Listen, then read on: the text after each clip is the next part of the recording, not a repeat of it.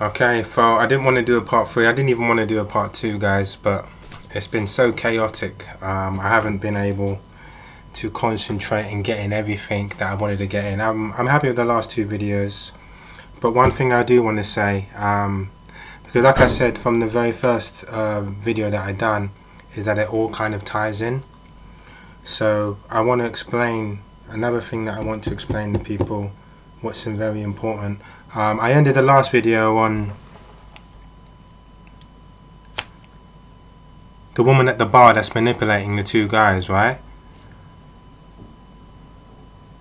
I can understand if the one that has extremely low IQ and intelligence and everything else and wants to cause a fight between his own friend that he's known for a long time, I can understand if he maybe gets something out of it. But imagine if that at the end of and imagine that if your friend, you and that person now, the one that's a sellout, you suddenly jump up now and you say, alright, come on then, let's do this, let's have it, let's go. You're outside, you're balling now. Imagine if the woman comes outside, starts laughing as you're fighting and just walks off. So she's manipulated you, well, not so much you because you're slightly more intelligent than that. She's manipulated the 2 of you into having an argument, and now she's just suddenly walked off while you're having the fight.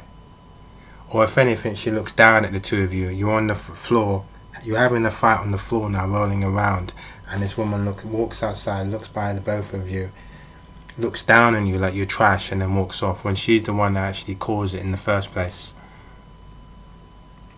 I try to understand the mentality of simps and things like that, but it's either you're intelligent enough to understand these things or you're not. It goes without saying that these guys that do these things are thirsty. Maybe, and what I've noticed is that it's mainly around attractive looking women. So maybe they haven't had a chance in their life to be around, like, because let's face it, I've seen some really beautiful women out there. So there's a part of me that understands why they suddenly start becoming simps and things like that. There's a part of me that understands it, that they've just never been around something like that. And I remember going into clubs back in the day, and there were so many beautiful women around me that all of a sudden I started walking around kind of sticking out my chest. I didn't mean to do it. It wasn't done purposely. It was just me kind of almost like a mating dance. I was trying to show the women that I was tough, so I was walking around and, you know, sticking out my chest, and it's only upon self-reflection, which is a video that I would do. I want to do another video called self-reflection versus self-regulation. That's an important video that I want to do, but that will be in a later video. But it was only upon self-reflection that I said to myself, look, what kind of sellout behaviour is this? Like, a beautiful woman walks in the room and all of a sudden now you're turning into some sort of punk or something. You know what I mean? Maintain yourself and have respect for yourself and stop selling yourself out. You know what I mean? You don't even know this woman, and now you're gonna bump into someone inside the club to try to show her that you're the alpha male and all that kind of stuff. A woman that most likely thinks that she's something special, a woman that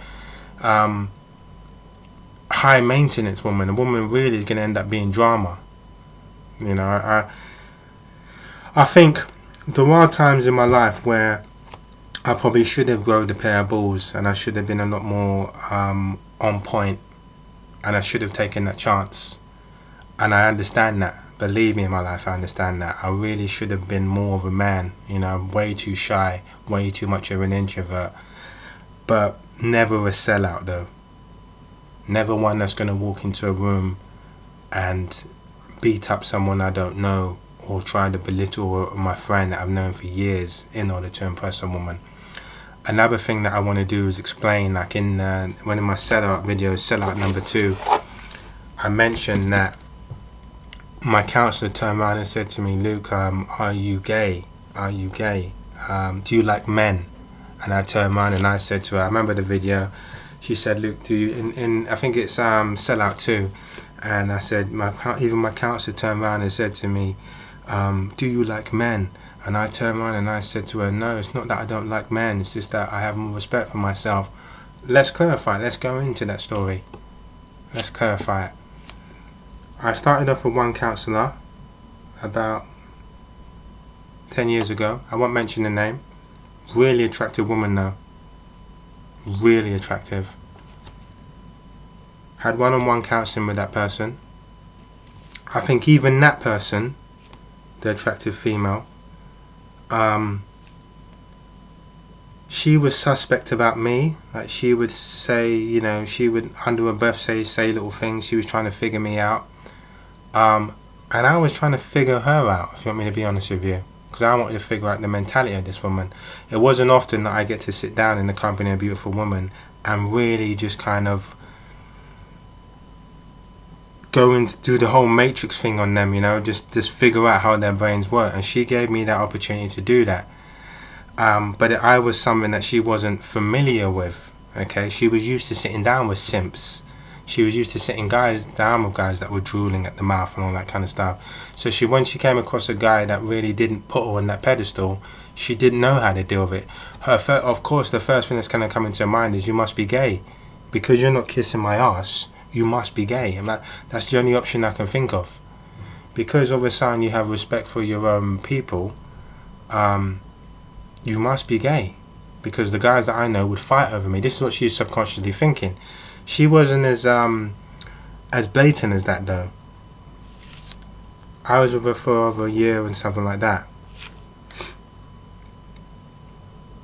That ended, and about a year, or say another year or 2 years down the line, I ended up going into group counselling, because that's what we decided at the end of the first one, at the end of the first girl, is that we decided, look, why don't we try group counselling? It may be more beneficial as to the counselling that I had with her, right? I went into group counselling. My first woman there was a very mature woman, probably in her 60s. I will call her Sam. Okay, Sam was the perfect kind of counsellor that I was looking for. Wise, in her 60s. I believe that she left really when I joined. I'm not going to go into the politics of it. I then had another guy we'll call him John. I had another guy called John that replaced Sam. Cut a long story short, that ended. About 2 years later, I had another chance to go into group therapy, and there was a really attractive looking woman there.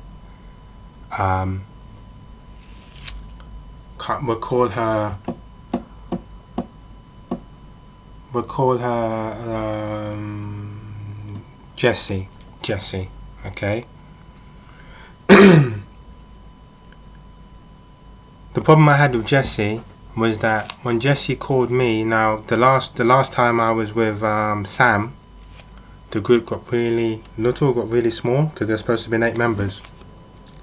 Towards the end of it, ended up with 3, so Sam decided to kind of Sam and John, because Sam passed it on to John, decided the group was too small and decided to end it, right? I got a phone call from Jessie. A new group was starting, full 8 members. I've come to join this group. There's only 3 or 4 people in the group. So basically she got me to commit to a group with not as many people there. I know I'm blabbing on, I'm trying to explain it to you guys so you understand it. The point I'm trying to make is that she lied to me. I was lied to. Started the group with her, started this group, and this is where I got to meet all usual characters. There was one character there that was gay. There was one character there that was very mature. There's one character, but to cut a long story short, different people from different walks of life. When I was in the group, certain times she would say things and I would disagree with it, and I would tell her straight. I wouldn't say it in a rude way. I'd say, like, come on now, and she just wasn't used to it. She just wasn't used to those things. She wasn't used to someone challenging her views. There were times where the group shortened and it was only me and her. Like, it was a one-on-one session because certain people didn't turn up, and we were having a discussion about I was saying to her that there's certain friends that I had where when they walk into clubs, they suddenly when a pretty woman walks by, she goes, oh yeah, but it's this competition among men. I said, well, no, it's not really competition. I said, because at the end of the day, that friend that's become a simp will have to wake up the next day and live with those consequences. And unless he actually stands a chance of pulling that woman, of getting somewhere with that woman, so if he's successful and he pulls her, then fair enough, our friendship was worth him settling down with a decent woman. But if we're going to end up fighting, at the end of it, neither of us get anything, and he's caused us to fight, that's a simp. That's the sellout of the worst kind. And I said, 9 out of 10 times, none of my friends have ended up with these women that them sold themselves out for. It's never happened. And that's when she turned around and said to me, you love men. The reason why she said to me, oh, no, not you love men, you like men. The reason why I said to her, well, what do you mean? And then she went quiet.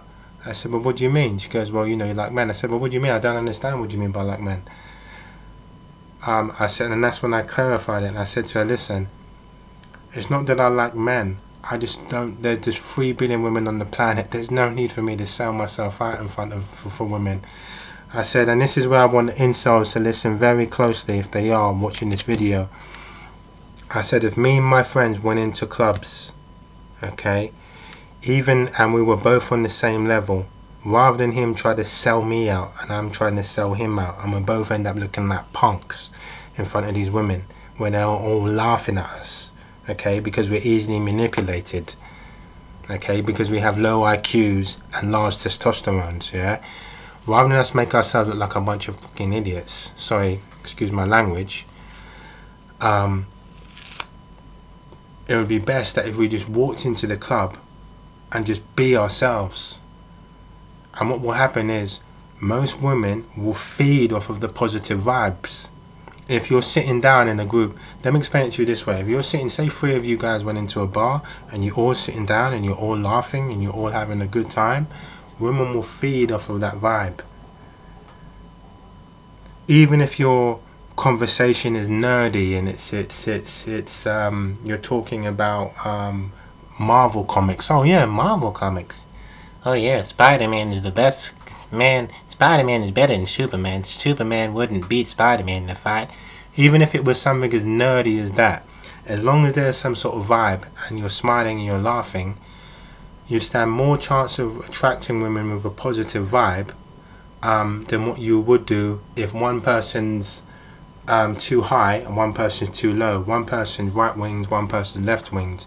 It's two forces. You can't try to attract or charm women or get a date or get numbers. You can, but it's a struggle if the 2 people are on 2 different wavelengths when you're trying to approach these women. It's best that you're both on the same wavelength and you're both bona fide guys. You're not, so when one woman tries to get a bit brave to one of your friends, it's best that the other friend grows a pair of balls and puts the woman in her place. Listen, don't speak to my friend like that. Speak to him properly, you understand? Yeah, but your friend, but no, don't diss my friend. That's my friend, do you understand me? Don't try to talk down to my friend. You know what I mean? Who are you? And I guarantee you, women will respect you a hell of a lot more for it than you being some sort of sellout and a punk. They're going to respect you a lot more for it. So to any incels out there that are maybe I guarantee them is that the first thing they want to do really is start getting out there a little more with someone on the same wavelength with them, even if they are a bit nerdy. Get out there with someone with the same wavelength. Make sure that if you are going out, that you don't drink anything too strong. I suggest something really light. You always drink to feel merry, not to feel drunk. Even when you drink a lot of alcohol and you're drunk, I find that your face tends to droop down if you're drunk and you appear extremely unattractive. Drink to get merry, not to get drunk, so that when you're talking to these women, you have your wits about you. And then the last thing I'll say is that it's numbers. It's a numbers game. So it's an odds game. So the more women you talk to, the more chances you stand of pulling. If you talk to 30 women, say 3 out of the 30 women are you're most likely to score with. If you talk to 30 women, at least 8 of them you're most likely to get numbers from. It's always a numbers game. If you look at it that way, then you want to be aiming to talk to hundreds of women. Even if you end up pulling 10 out of the hundreds of women, that's how you want to do it. But the reality of it is, those odds start to get a lot better with the more experience that you have. But if one of your friends is a sellout, it's just not going to work. It's as simple as that. Anyway, I hope this is a little bit of advice for incels and things like that, and I hope it kind of clarifies the sellout video number 2, when I was talking about my experience of a really attractive counsellor and what happened when I didn't agree, when I wasn't simping, I didn't agree with something she said, something she wasn't used to.